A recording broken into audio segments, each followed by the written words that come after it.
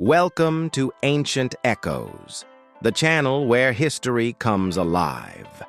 Every week, we journey back in time to uncover the stories of civilizations, heroes, and legends that shaped our world.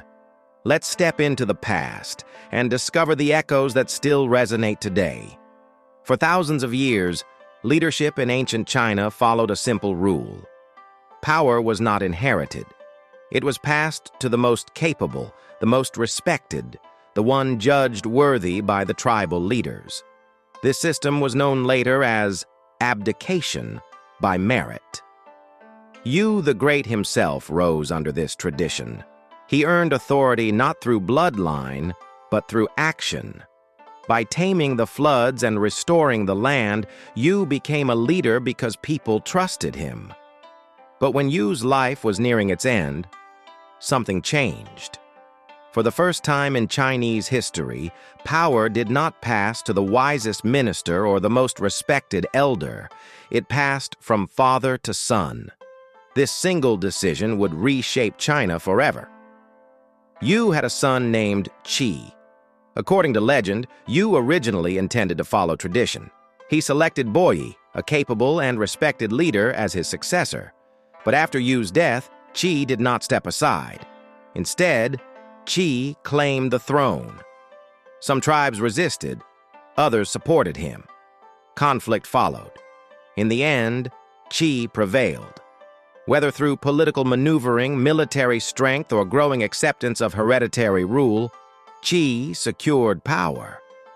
With this moment, history crossed a threshold. Leadership was no longer a shared trust. It became an inheritance. This marked the true beginning of the Xia Dynasty. Qi ruled as the first dynastic king of China. Unlike his father, Qi was not remembered as a hero of labor. He was remembered as a ruler who centralized authority. Under Qi, power gathered around the royal house. The king commanded armies. The king controlled land distribution. The king presided over rituals that connected heaven, earth, and people. The idea of kingship was forming, and with it came hierarchy. Society slowly changed. At the top stood the royal family. Below them were nobles and clan leaders. Below them were farmers, craftsmen, and laborers.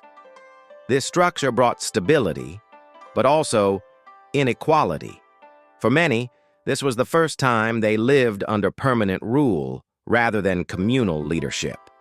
Archaeological evidence suggests that during this period, settlements grew larger and more organized. Villages turned into towns, towns turned into early cities, defensive walls appeared, roads became planned rather than organic, storage pits for grain suggest centralized control of food. Power was no longer temporary. It was institutional. Rituals also changed. Kings performed ceremonies not only to honor ancestors, but to legitimize their rule. The ruler was seen as a bridge between humans and the divine. This belief would later become the foundation of the mandate of heaven. Though not yet fully defined, the seed was planted. If the king ruled well, harmony followed. If the king ruled poorly, disaster signaled heaven's displeasure. Qi's reign set a precedent. After him, kingship passed from father to son, generation after generation. The Xia Dynasty became a lineage, not a role. But hereditary power came with new dangers. When leadership is earned, ability matters most. When leadership is inherited, character becomes unpredictable. Some kings were capable, others were weak. Some ruled wisely, others ruled cruelly. And slowly, the balance between ruler and people began to strain. Yet at this early stage, the dynasty still held together. Agriculture expanded. Irrigation systems, first pioneered by Yu, continued to support farming. Bronze tools began to appear, marking technological advancement. Trade between regions increased. The Xia state, though still primitive by later standards, was becoming a civilization. But this transformation came at a cost. As royal power grew, local leaders lost autonomy. Tribal equality faded. Obedience replaced consensus. This tension would remain beneath the surface for generations. In later centuries, Chinese historians would look back on Qi's decision with mixed judgment. Some saw it as betrayal of virtue. Others saw it as necessity. Without hereditary rule, a large state could not survive. Without continuity, there could be no long-term governance. Whether right or wrong, Qi's choice changed the direction of history. From this point forward, China would be ruled by dynasties: Xia, Shang, Zhou, and many more to come. Episode 2 marks the moment when leadership became monarchy, when power became permanent, when the idea of a dynasty was born.